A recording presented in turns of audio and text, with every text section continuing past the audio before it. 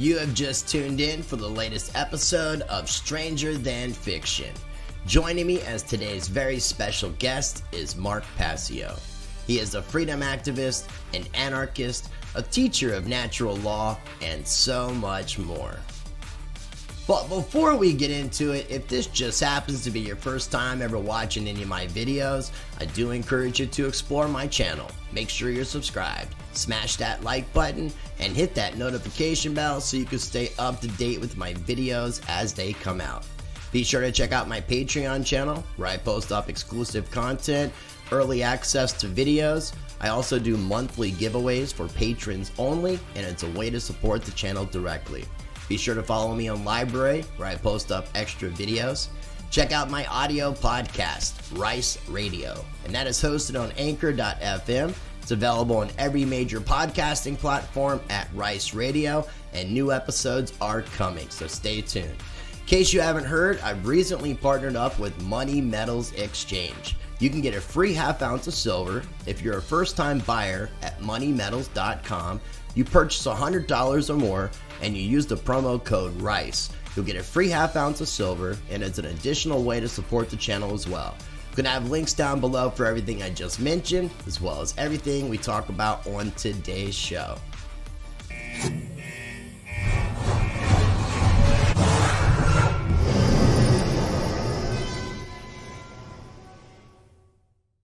All right, ladies and gentlemen, joining me on today's show is somebody who I have learned a lot from over the past few years. This is Mark Passio. He is not only a musician, an anarchist, a teacher of natural law, and you got a crazy resume, man.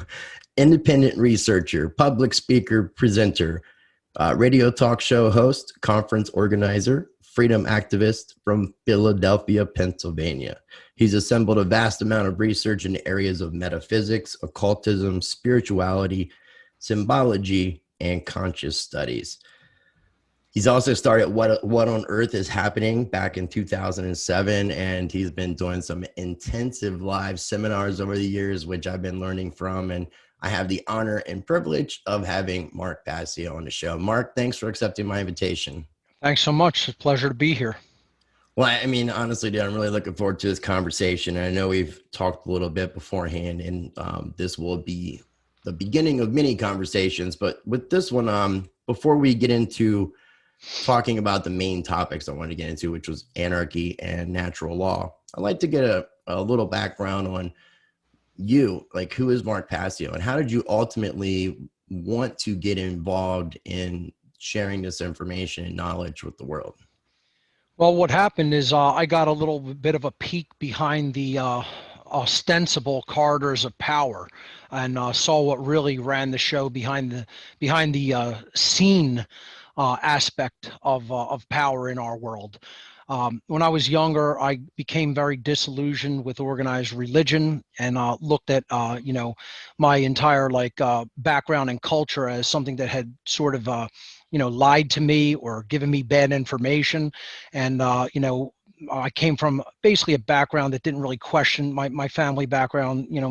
My family's a traditional South Philadelphia Roman Catholic family. They didn't really question the status quo very much, just accepted teachings that were handed down to them from organized religion and passed them along to the next generation. So I became really disillusioned when my questions that I had about what's really going on in society wasn't really answered. I looked at religion as a fraud and something that to rebel against. Channeled a lot of hatred toward that, and was looking for the exact opposite of religion, of organized religion. And so I became interested in the occult and gravitated toward, what I now refer to as dark occultism, and what is certainly includes Satanism.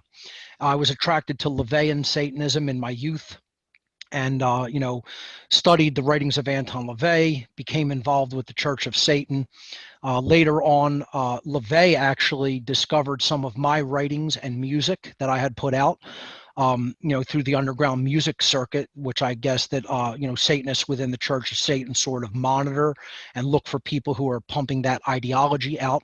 And he made me an offer to actually become a priest in the Church of Satan, which I accepted. And he wanted me to head a grotto in Philadelphia, which I declined that offer because I looked at Satanism at that time as a very personal, occult science and work to become involved in as an individual, but I wasn't really into group dynamics too much even then. So I said that I would accept the priesthood, but I did not want to head a grotto, which is what they call their covens. And so I maintained sort of peripheral involvement, but was invited to different groupings of, organized groupings of Satanists in my tri-state area. Some of which were hosted by Church of Satan members, some of which were not Church of Satan members who hosted them, but what I would just call Satanists who were involved at other levels of the worldwide network and hierarchy of dark occultism.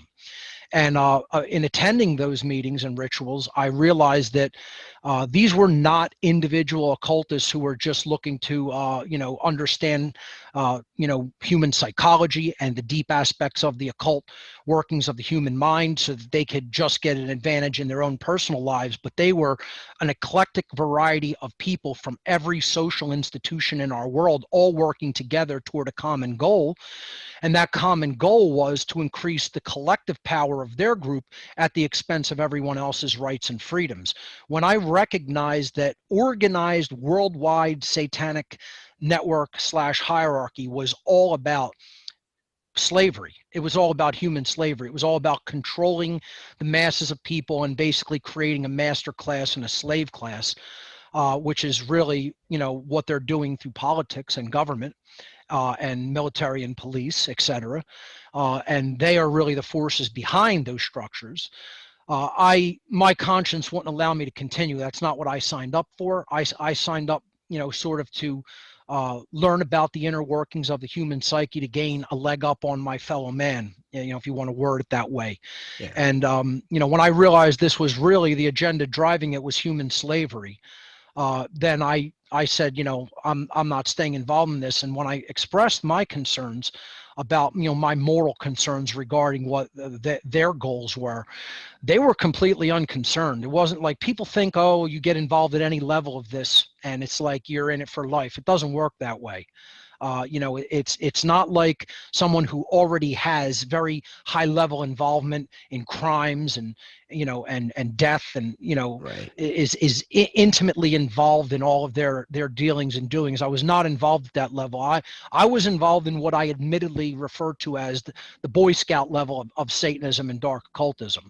So at that level, they're vetting you and seeing how psychopathic you are and how much they could work with you and groom you. I call it a psychological vetting and filtration system at that low level. And they're looking to groom you up into the ranks and the hierarchy. And they liked my communication skills. Obviously, they thought I was intelligent enough to work with them because they are a very intellectually advanced group of people with a lot of drive and willpower and all kinds of,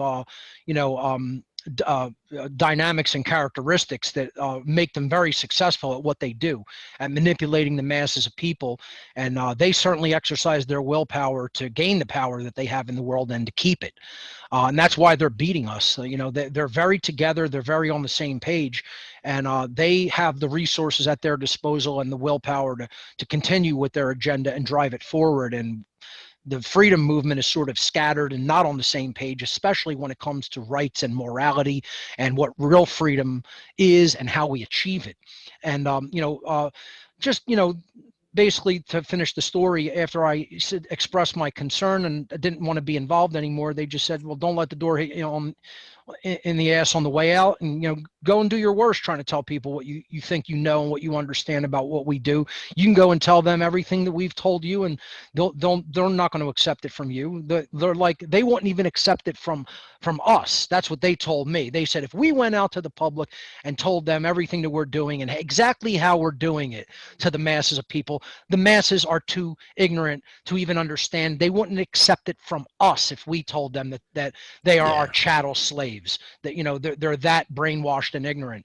And I can't say that I really disagree with them that much on that point, because I've been doing this now for almost 15 years, and my work is very little recognized, and even in the freedom community, it's something that a lot of people are very loath to hear and accept, because they think that this is some quaint little religious thing that if they don't believe in doesn't affect them. And they have to understand that the rulers of the world do subscribe to this ancient religion of Satanism, dark Luciferianism, as I refer to it in general, dark occultism.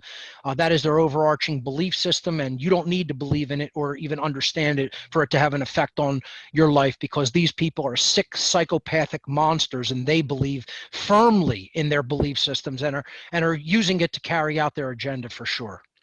Yeah, and what you said is like basically what I've realized. It's that cognitive dissonance that people are experiencing, where they realize there's something wrong, but they don't want to admit it because it messes with their belief system, what they know, and it's that old saying that the truth hurts. And I get it. That's why you have like your character. I don't know why I'm drawing a blank on his name, but the one who in the Matrix movie decided he wanted to go back into the Matrix. Yes, Cypher. Yes. Yeah. I mean, yeah. he willingly knew what he was doing and still chose it. So, I mean, Right. There are those people that exist that I think that are going to be like that. And unfortunately, yeah, we really can't get the attention of everybody, which really sucks. And you mentioned the word occult a lot. And that's one of the things I learned from you is really the true meaning of what words are, because I've always looked at occult as being something dark, sinister, something you would put in the category of like Satanism or Luciferianism, but it just means hidden. That's it. And It comes from realize that. Yeah, it comes from the Latin. The actual root is oculus, which means eye, because occultism is related to what can be seen and not seen. And the adjective occultus that derives from the Latin verb occultare. Occultare means to hide, to conceal, or to keep secret, to keep hidden. And occultus just means hidden or concealed. That's it. So all it means is hidden. It does not mean evil in and of itself. It can take on that connotation depending on how that knowledge is used. It's hidden knowledge. That's all the whole body of occultism is.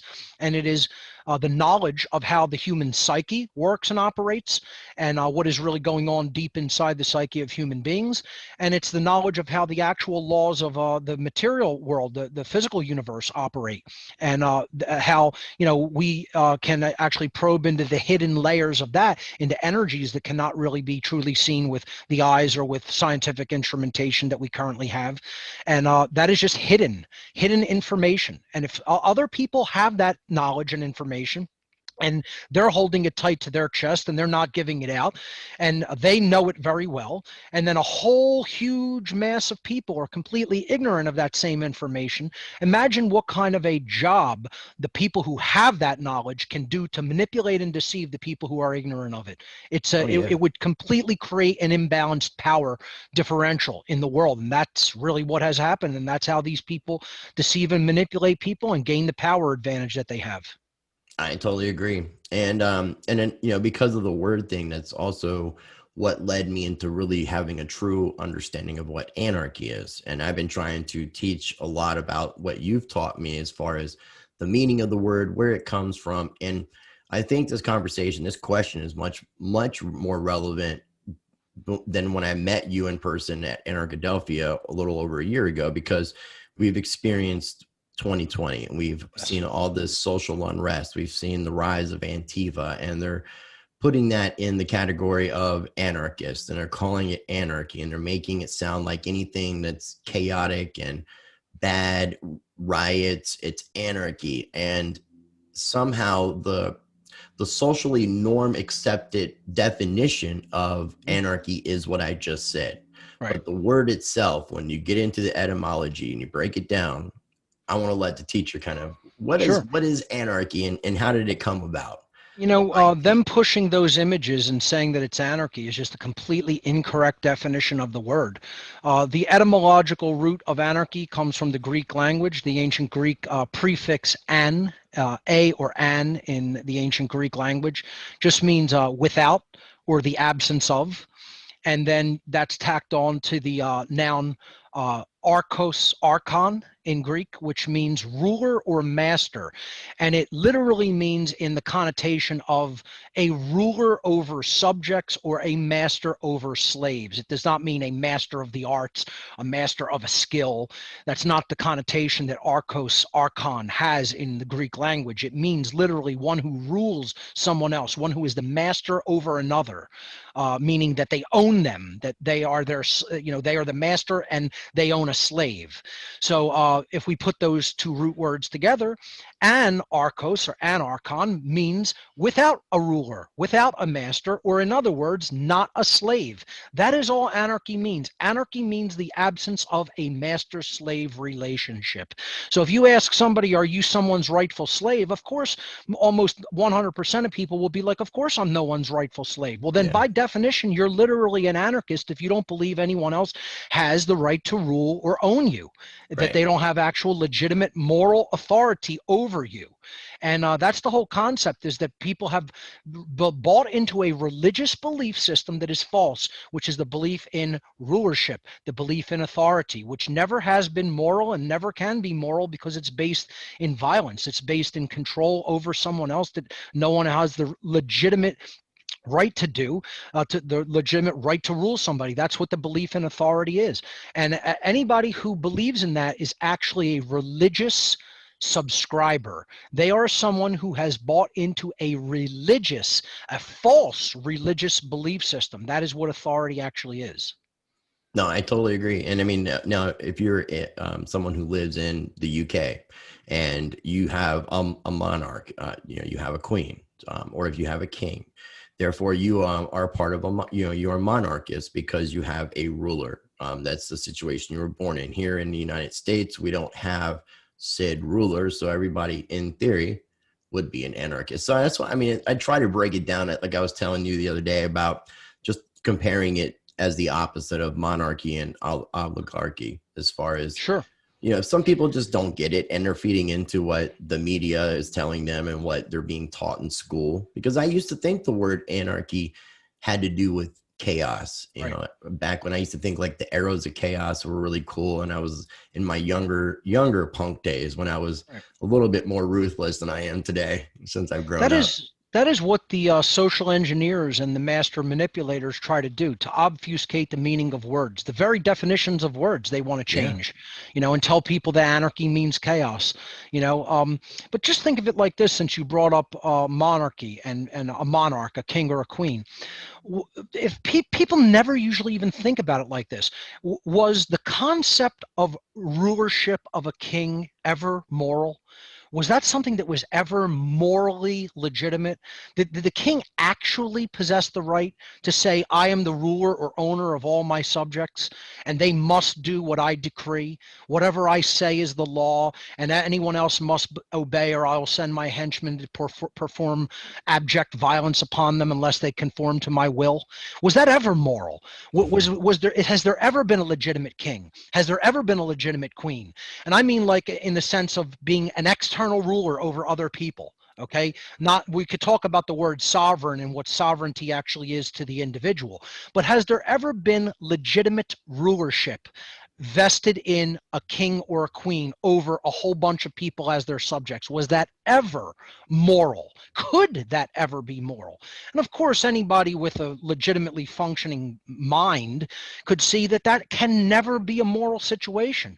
All that is ever backed by violence or the threat of violence, which is called duress.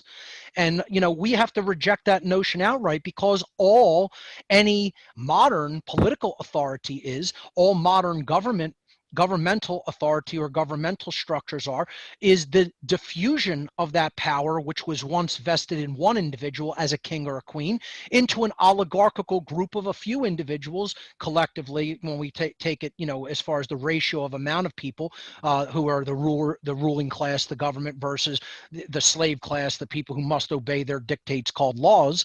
It's a very tiny percentage. It's an oligarchical few. So all that has changed from the ancient world of rulership of kings and queens and dynasties and kingships, etc., to the modern day of governments and then their people who must obey their dictates called laws. The only thing that has changed is the amount of people that authority is vested in. It used to be invested in one individual. Now it's invested in an oligarchical few comparatively. That's the Right. only thing that has changed. No, I agree. I agree. We haven't really advanced much as a species too much as far as governance models. It seems like you may have been making some headway, and then along the way that got screwed up, and we got put back into this occult and a commerce system. I mean, I've been trying to. You mentioned the word sovereign, which we'll get into, but because that was one of the things, like with the natural law, that I wanted to discuss with you. Sure. Because the sovereign movement is kind of coming back, and there's a lot of different factions and a lot of different leaders that are kind of, or individuals that I necessarily maybe wouldn't want to be called leaders, but kind of are put in that position, that are saying that this is the way you need to go to free yourself from the system, whether it's changing your political status, there's a lot of different things that I'm gathering from different people. But the word sovereign citizen, I'm starting to learn, is an oxymoron. If Yeah, you understand the word it's a citizen. good avenue of discussion to go down because it opens up a lot of understanding unto people. So there's the common law movement, there's the sovereign citizen movement, and I don't really subscribe to any of these because I look to a higher form of law altogether, which we could talk about, which is natural law or just universal law. It's universal spiritual law, which has nothing to do with humankind whatsoever, except the consequences that we bring upon ourselves, whether we live in harmony with it or whether we go against it. So we could look at the word sovereign or sovereignty. First of all, it comes from the Latin roots. The first part of it, sover, S-O-V-E-R, comes from the Latin root super, S-U-P-E-R. There's no P in classical Latin. It would be the root S-U-B-E-R, S-O-B-E-R, sober, S-U-B-E-R, suber, which means above. Okay. And then the reign, R-E-I-G-N, at the end of sovereign, comes from the word rex, meaning king, and then regnum, meaning rulership, where we get the word reign from, the reign of a king, rulership. Okay. So when we put those two Latin roots together, suber and regnum means above rulership. Once again, the absence of a master, the absence of a king, the absence of a master-slave relationship. Sovereign, super regnum, literally means above someone else's rulership, which literally means that you are not a slave because you are no one else's rightful, a subject or slave. No one can rule you. And this is why kings and queens in the old world were called the sovereigns, because they were considered above anybody else's rule because they were the rulers. Okay. What we really need is the understanding that everyone is a sovereign, and no one can rule anyone else because we are all gifted with the exact same natural inherent rights, the same exact human rights as everyone else. That brings us to having to understand what is the definition of a human right, which most people cannot give the correct definition of. And yes, there is a correct definition. A right is an action or a behavior that does not initiate harm to another sentient being. If an action is initiation of harm to another sentient being, then that is not a right, is a wrongdoing, because that action would initiate something that harms or defrauds another being. And you don't have the right to do that. No one does. No group of people can come together that don't have the right to do something and then magically grant or delegate the ability to perform a wrongdoing to someone else. No one has that right to do that behavior because it's a wrong. It is not a right. And this is what we believe government is. We believe that some people can be granted rights that all other people do not have, and we call them government or government agents. And it's a complete religion. That's all it is. It's a false religious belief system that people have been brainwashed and mind controlled into accepting and believing is morally legitimate when it can never be morally legitimate. So that's sovereignty in general, is that no one can rule you. You are your own being. You own yourself. It's self-rulership, self-ownership, and there's no one above you to rule you. The reason I believe that all this has happened is just because people have been tricked and deceived, and it's literally consent of the governed, when the governed don't realize that if they don't consent, Right. all you have to do is not consent. If everybody was to stand up, I keep trying to tell people, if enough people take a stand, nothing can stand against the people. Right. We can change this world together, united. Without a doubt, it's a change in mindset. The whole idea that you can give your consent to be ruled or be enslaved. We have to even stop euphemizing it as just being ruled or being governed. It's slavery. That's it. The euphemism has to be dropped, and we have to say it like it is. Government is slavery. It is no different. Kingship was slavery. Rulership was slavery. Rulership and kingship is slavery. Authority is slavery. Claiming authority over someone else is claiming that you're their master and they're your slave. That's all it ever has been. That's all it is now. That's all it ever will be in the future. That we have to stop euphemizing the language and even calling government anything other than what it is. It's a form of slavery. Right now, you could say it's not hard, shackle, ball and chain and whip slavery, but really it's the threat of that. It's the threat of, if you don't do what we say we're going to do, we're going to imprison you or even kill you. Well, even okay, the monetary system. I mean, that's the debt-based system. I mean, we are complete slaves. That is the biggest tool that they have to keep us trapped. Debt slavery is a big form of soft form of slavery. Duress. You could say we're not in direct violence, under direct violence, but we're under the continued threat of violence. That is known as duress, saying that if you don't obey my decrees, someone will be sent to take your freedom, your property, or your life. That's called duress, and that's not a moral right to do, to keep someone under duress. We're constantly kept in an immoral state. The people who are doing this and condoning government slavery are totally immoral for doing it or condoning it. So, to go back to the whole idea of the sovereignty, the sovereign citizen movement, the free man on the land movement, the common law movement, this still basically in its idea, in its thought forms, is saying that man has some form of authority that you could be released from if you have the right word play or documents in order. This still is giving authority to someone externally by even acknowledging that their court system has any right to do that or to release you from it. This is why I don't buy into any of those movements.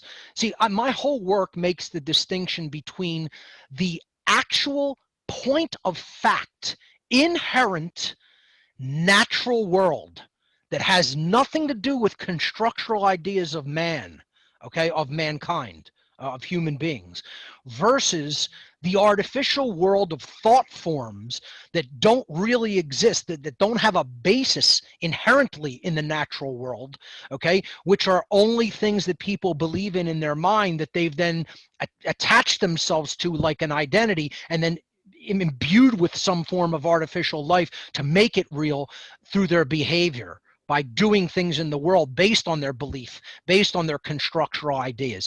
This is still a falsity. It's still an illusion of mind that leads to wrong and immoral behavior. So my whole work is all about making that delineation and distinction between the actual natural world that really does truly exist inherently in nature versus the world of artificial thought forms, false beliefs, religious belief systems. I believe that all of those false ideas and belief systems and false religions need to be destroyed, and that we must bow to the natural, and that we must bow to truth. That is the only thing that anyone must basically accept and take it upon themselves to live in harmony and live in accordance with. When we live in accordance with the true laws of creation, the true spiritual universal laws of objective morality that govern the consequences of the behaviors we choose. That is what natural law is. It is universal, non-man-made, binding, and immutable conditions that exist everywhere, eternally and at all places and times. These are laws which govern the consequences of behaviors that we, as beings that have the capacity to understand the difference between right and wrong behavior, choose for ourselves and enact in the world. And then the universe brings the consequences that we basically enact through our behaviors. We bring the consequences down upon ourselves through interaction with these universal karmic laws or universal moral laws. People have called it karma. They've called it consequentialism. They've called it the laws of cause and effect. It's been given many, many names throughout human history. I refer to it as natural law, as many other philosophers have, but it is essentially universal moral law. And it is as binding and real as any other physical law that governs matter in the universe. These are laws which govern behavioral consequence. And all we have to do to recognize their existence and operation in the world is measure the actual effects that we see in the world and look at the behavior that put those effects into place. Were they moral? Or what are we getting? What are we experiencing? Is it good? Is it leading toward more freedom? Is it leading to more order in the world? Or is it chaotic, disorderly, and leading to slavery and suffering? Right? Well, that answer is obvious. So then, were the actions that we put into the world collectively as a species, were they in the aggregate moral, or were they in the aggregate immoral and supporting and condoning immoral behavior? Well, then that answer becomes very obvious and clear. That is what I refer to as the law of freedom. As aggregate morality increases through human behavior, aggregate freedom of humanity increases. As aggregate morality of human beings through their behavior decreases and becomes more and more immoral, humanity becomes more and more enslaved. It's an inescapable natural law of behavioral consequence, and people have yet to learn it. In many other religions, it was called, again, karma. It was called the golden rule. It was called consequentialism. You can give it whatever name you like, but what it is we can choose our behaviors through our free will, but we can never be insulated from the consequences of the behaviors we choose. If we choose either moral behaviors, we get one result, or if we choose immoral behaviors, we get a completely opposite and different result. Right. No, it's so well said. Yeah, I mean, you kind of covered that in complete depth, and I appreciate you doing that. And when I think about common law, as far as talking to people in these movements, there's nothing that's really written down. So the idea of common law, when people try to define it to me, is what I understand as the definition that I see, like the most recognized definition, which is a system of right or justice held to be common to man or woman, derived from nature rather than the rules of society. Yes, I refer to this dynamic as natural law because even you could make the argument or claim that even common law can go into the realm of the jurisdiction of man through the court system, whereas natural law it's literally the creator of the universe's laws, that force, that consciousness, however you want to look at it, that all mind put into effect. So no man or woman, no 3D creature, no group of beings anywhere in the manifest physical universe is that force. No one or no beings collectively created the universe and all of its laws. So unless anyone can claim that they are that force and prove it, okay, they are not the origin of natural law, or what I'm calling universal cosmic spiritual law. That's why I put it above what people call common law, even though in that definition that you just gave, it could be considered the same thing. I'm just making a delineation between what people will refer to as common law through common law courts, etc., versus God's law, the creator of the universe's law, whatever you want to refer to that for. Some people have a problem with the word God. I don't care. I do not have a problem with that word, even though I don't consider myself an adherent of any worldly religion. I just follow the truth wherever it leads. And, I believe in objective morality. I don't believe in it. I know that it exists, and through a process of truth discovery. And, this is the problem, is that people have, all man's law is based upon moral relativism. People have gone down this satanic mindset and path of believing that right and wrong is whatever we make it up to be, depending on our likes, whims, and preferences at any given time, place, a geographic location, or jurisdiction of man.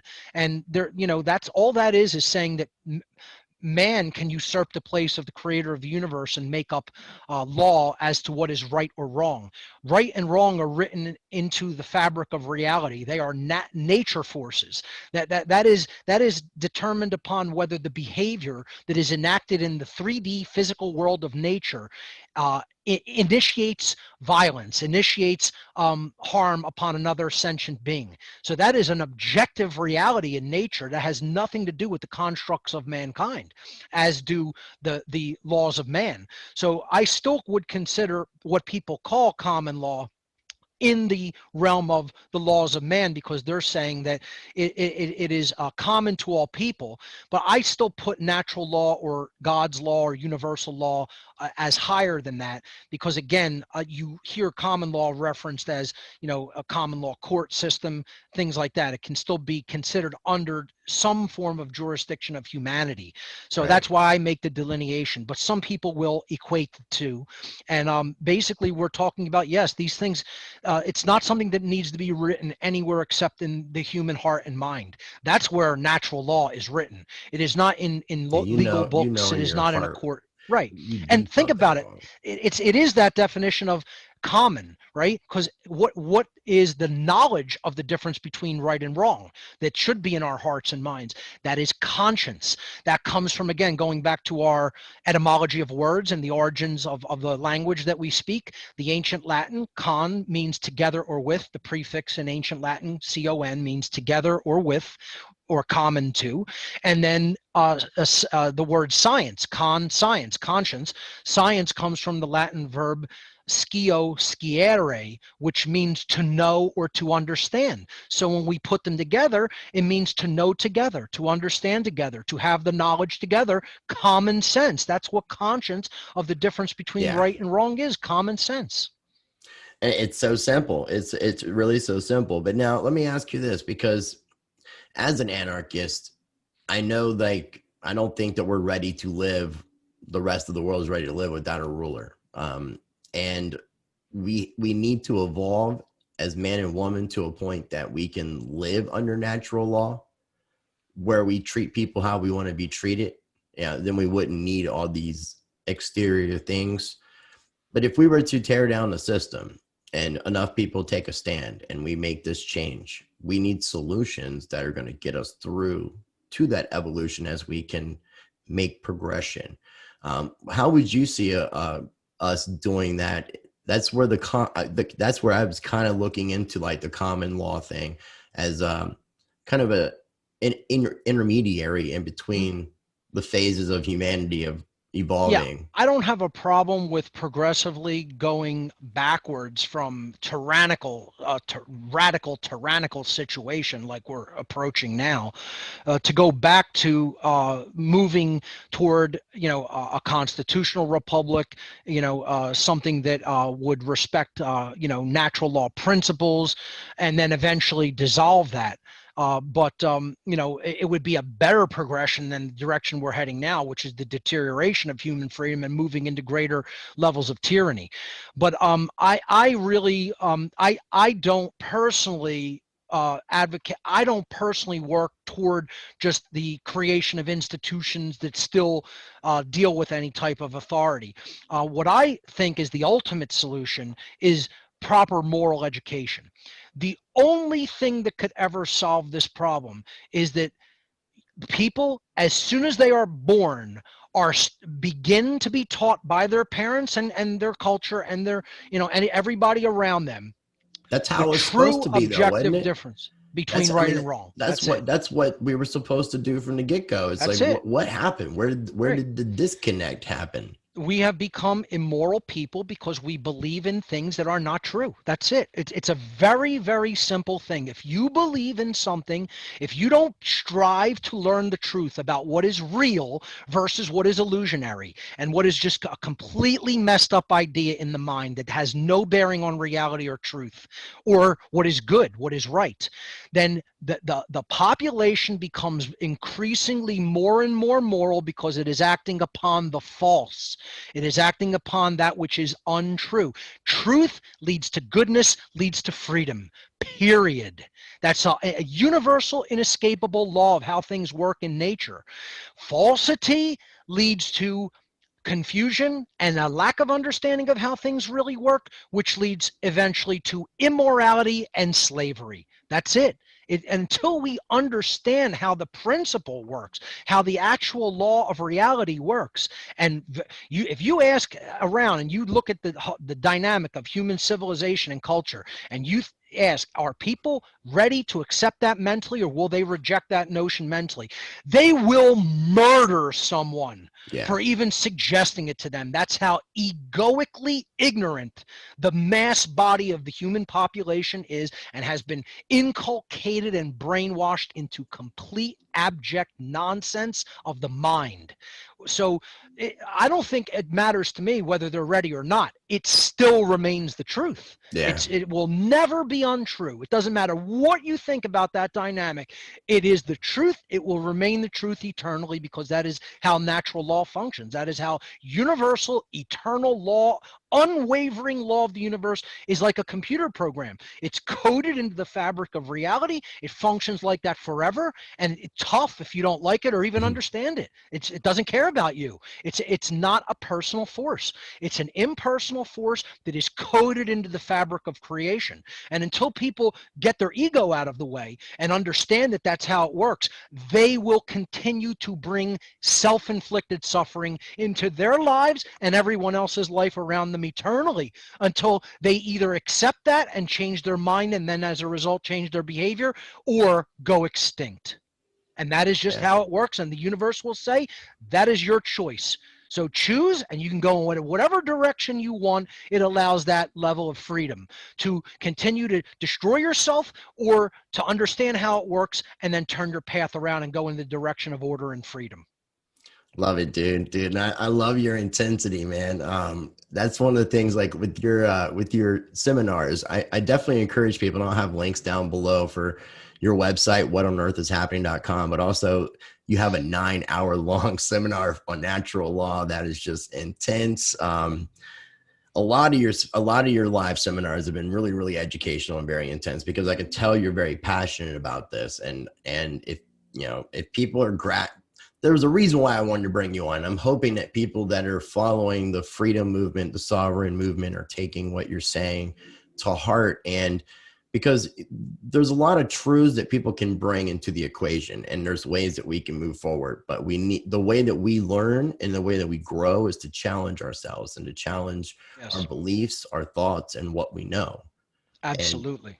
And I think that's one of the most beautiful things that we can do for each other.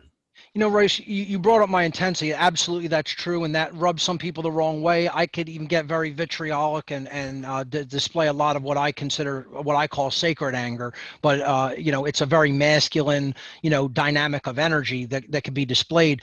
And I just want to say, that comes from my pulling that curtain back and getting a peek on the other side at the absolute sick, psychopathic dynamic that is really running this world. And I only got a very small, tiny peek at it, and that was enough. Right. That was more than enough. And that drove me. I mean, that put me into overdrive, and I went into an almost obsessive level of study of our reality. And it really drove me from the total dark side, coming from religion, realizing that was a path of, putting consciousness in a box and keeping people ignorant, right? And then going totally into the dark side of the occult, then realizing that was the dynamic to say, oh yeah, if you don't like religion, we have this for you. That's the other dialectic that you can get pushed toward. That's the other false path, right? But what happened after I got the glimpse there to say, whoa, that's definitely not the direction either, and these are two opposing dialectics to keep people away from the truth, then I hit that place where I started to look at the positive aspects of the true world of occultism, the teachings that these sorcerers of the occult, if you will, the dark aspects of the occult, were really trying to keep hidden from people. They were saying, no, we want to know how this function of the universal law works, but we want to keep everybody else completely ignorant of it and say, oh, don't look at that. All the occult is evil. You don't want to ever study that. You don't want to ever look at that dynamic.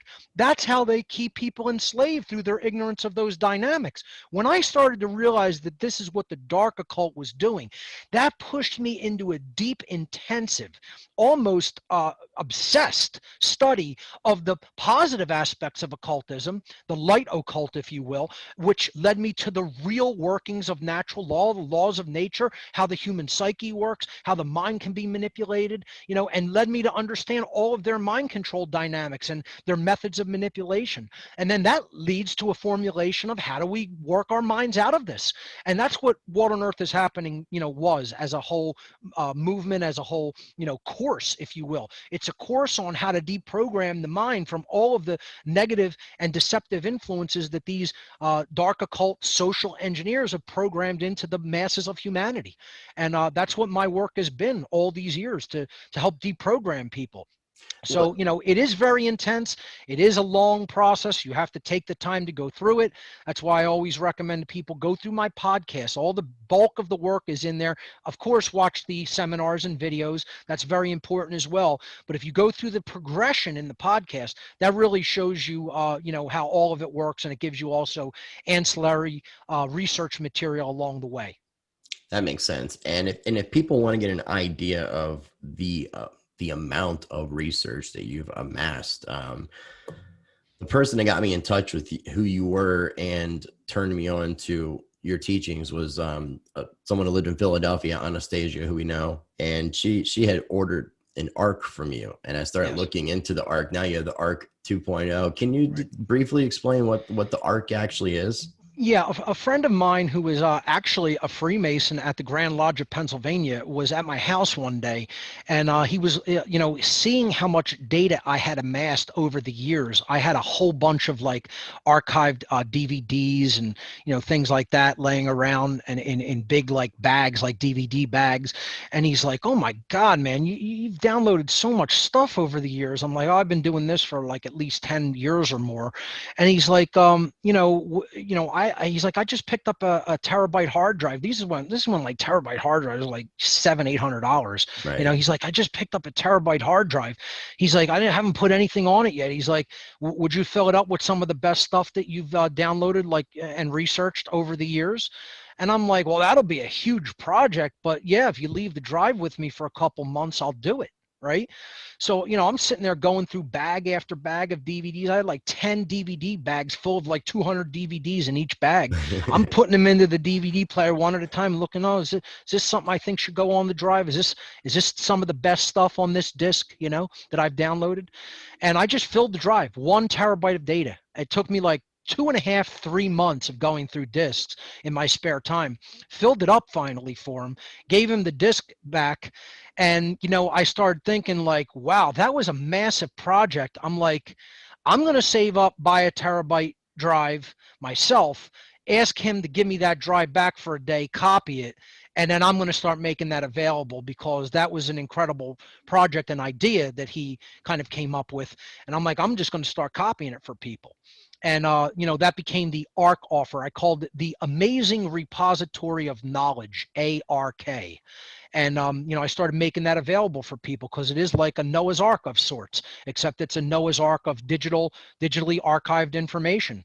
Screen share here. Sure.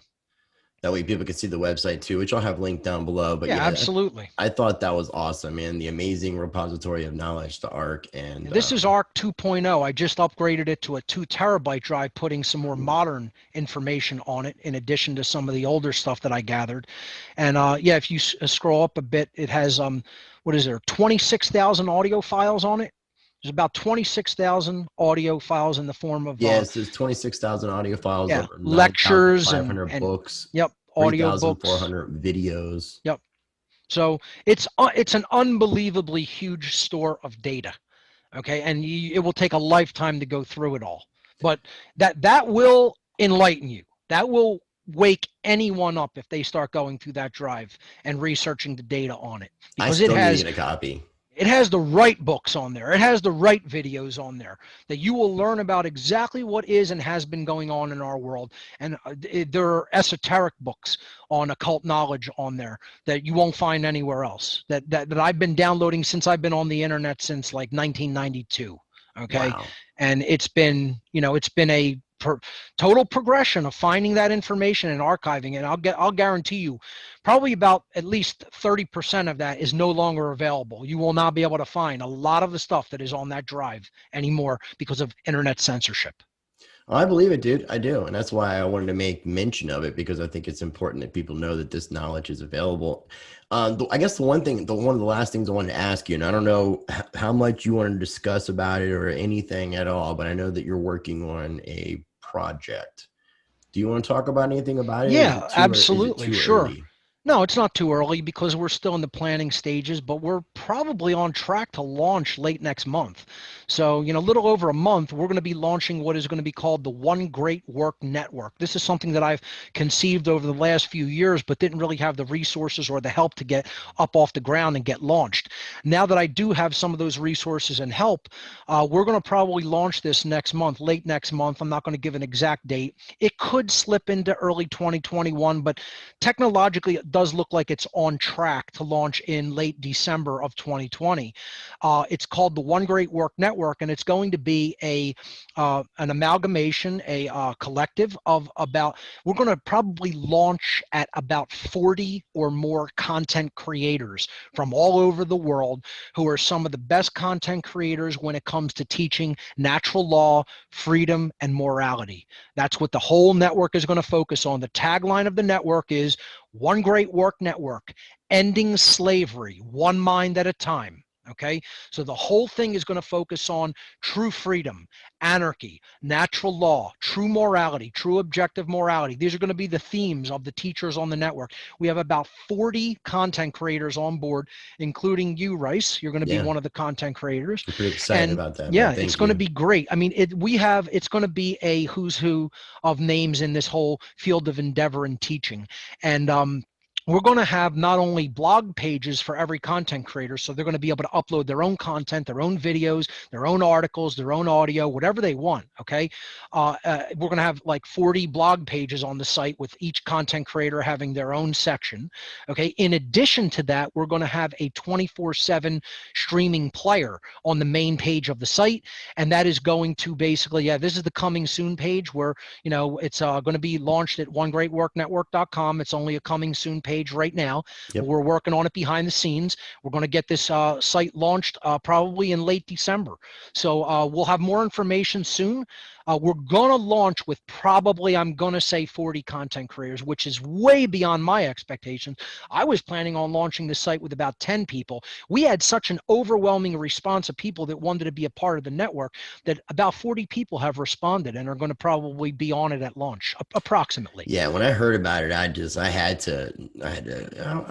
want to be a part. Let me be a part, because just some of the other people that are a part of it as well. I mean, some people who I look up to has done a lot of great work, not looking up for an ego reason, but looking up because they have taken right action that I think that others need to take as well. Derek Bros, Max Egan, had an awesome conversation with Max last week. So, and I'm looking forward to many more with him and collaborating with other people on the network as well. So I meant to ask you before we started doing this conversation if it was cool to bring it up. That's why I asked you the way. No problem. I'm starting to softly introduce it because we want to make sure everything is technologically on track. But we seem to be technologically on track to launch next month. So people will be hearing a lot more about it very soon. Awesome. Well, I'm looking forward to it. And I'll keep everybody up to date, and we'll definitely have to do, like I said, I want this to be, the first of many conversations. So hopefully we can do something here in a few weeks or so. And then if it gets really crazy busy on your end, maybe we can just do it right before the launch of the network. But definitely keep me in the loop with what's going on. And really, I do appreciate your time, and I appreciate absolutely. Is there any Absolutely. final Thanks for thoughts? inviting me. Great questions in the interview too. Also, thank you. Thank you, man. Did you have any final thoughts or anything you want to leave people with before we do wrap No, up? just check out, my main website where all my information is archived at whatonearthishappening.com. And again, I always recommend go through the podcast section in order, starting at number one at your own pace. And that is how a new worldview, a tapestry of information will open up in your mindset. If you go through that podcast section in order, just start with number one and work your way forward. And there's a lot of, again, ancillary research information that I give in some of the links as you go through that through those audio podcasts, and then they eventually transition over into the video podcast series as you approach near podcast 200. 200. What number are you I up think to right now? 196 episodes of audio, and then starting with 197, it transitioned to a video podcast, and I went up through 236. I'm on a hiatus right now. I'm probably going to resume probably in mid 2021. I'm focusing all my effort right now on the completion of my premiere documentary called Mark Passio and the Science of Natural Law, which is on schedule to launch in early 2021, and of course getting the One Great Work Network up off the ground as well. So once those things are completed, then I'm going to go back to my podcast with What on Earth is Happening probably in mid 2021 sometime. Awesome. Well, if you can bear with me 1 minute, I'm going to do a wrap up here and I'll stop Sure. recording. Ladies and gentlemen, I'm going to have links down below for everything that we talked about on today's episode. I do appreciate you tuning in. If this is your first time ever watching any of my videos, I do encourage you to explore my channel. Make sure you subscribe, smash that like button, hit the notification bell so you can stay up to date with my videos as they come out. And as always, I encourage you to be the change by practicing change.